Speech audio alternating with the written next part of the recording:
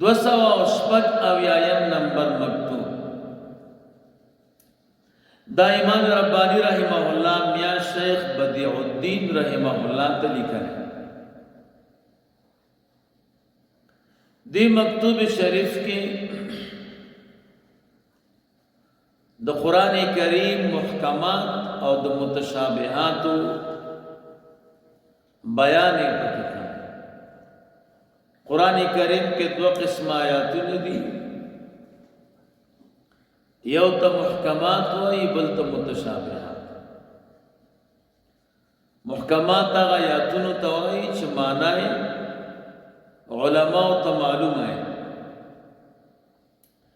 متشابهات هغه ته وایي چې معنی علماء ته نه معلوم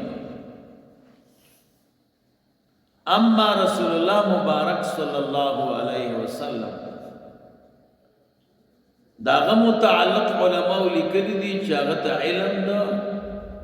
محکمات او د متشابهات الله ورکړي خود رسول الله مبارک صلی الله علیه وسلم نه غیر دا یو سر دی بین الله و بین رسوله د الله او د الله د پیغمبر په منځ کې صلی الله علیه وسلم نو د دې علم بل چاته نه دی او دویم بیان د علماء راسخین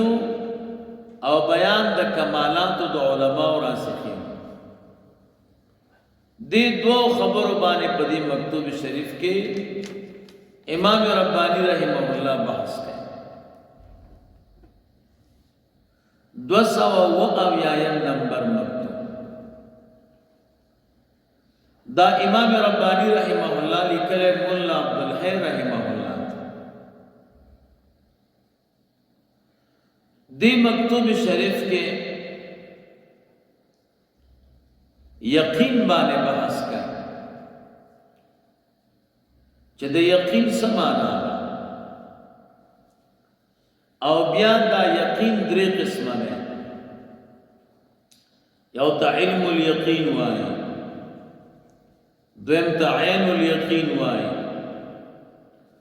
دریم ته حق الیقین وایي کم چې په اعتبار د علم سره حاصل شي هغه ته علم الیقین وایي کوم چې په اعتبار د مکاشفه سره کشف سره حاصل شي اولیاء او بزرگانو ته حاصلي هغه ته عین الیقین وایي کوم چې په دواړو باندې حاصل شي هغه ته حق الیقین وایي نو دی مکتوب شریف کې په دې دریو یقینونو باندې بحث کوي او د دې متعلقات بیان 288 نمبر مکتوب دا امام ربانی رحمه الله مولا عبدالکریم سنامی رحمه الله ته لیکل په دې مکتوب شریف کې یو قیمتي خبره کوي او هغه دا ده چې سالک به اول تصحیح د عقاید کوي عقیده چې کله سم شوه دا غین بعد به عمل کوي په مقتضا د شریعت غره کله چې عمل کوي په مقتضا د شریعت نبی دریم نمبر کار ادا چې د خپل زړه ساتل ورته لازم دي زړه بساتی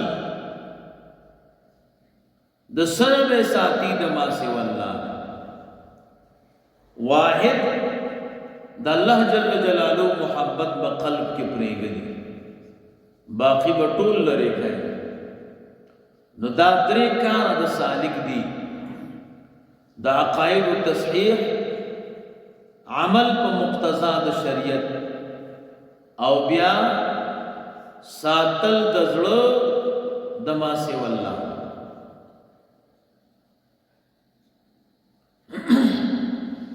او دویم نمبر په دې مکتوب شریف کې مدح او صفت کې د طریقې علی نقشبندی مبارک. دریم نمبر بحث په دې کوي کم مسلمانان چې وفات شوي دي یا د چا اقربا دي یا نه دي، دا غوی سره به امداد کوي، مانا تلاوت بکئی، منز بکئی، صدقات بکئی، ثوابونه به هغه تور بکی. دا درې کارونه به د سالی کی.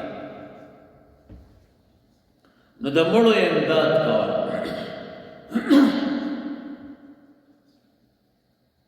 یو عالم تیر شوی ابوبکر ورته وایي،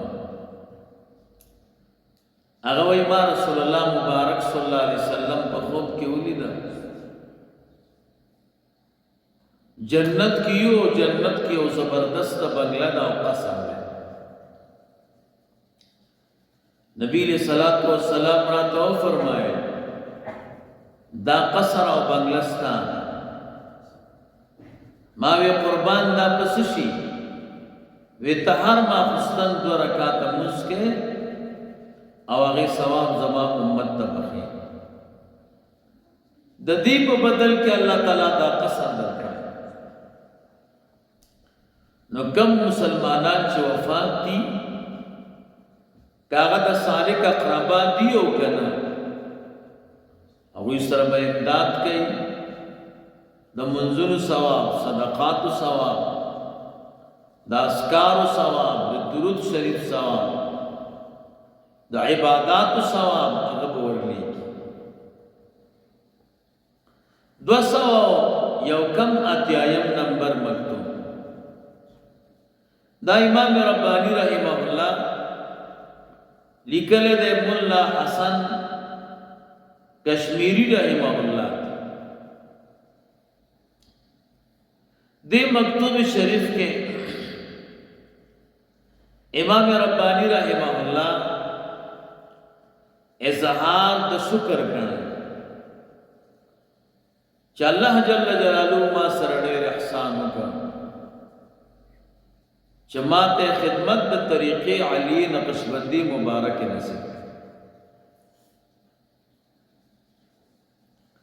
او دویم بیان د دې کړه کوم چې مشایخ دي د دې طریقې نقشبندی مبارک نو د دې په صحبت کې کینه یو د دې خدمت وکړي او د دې په ضمن کې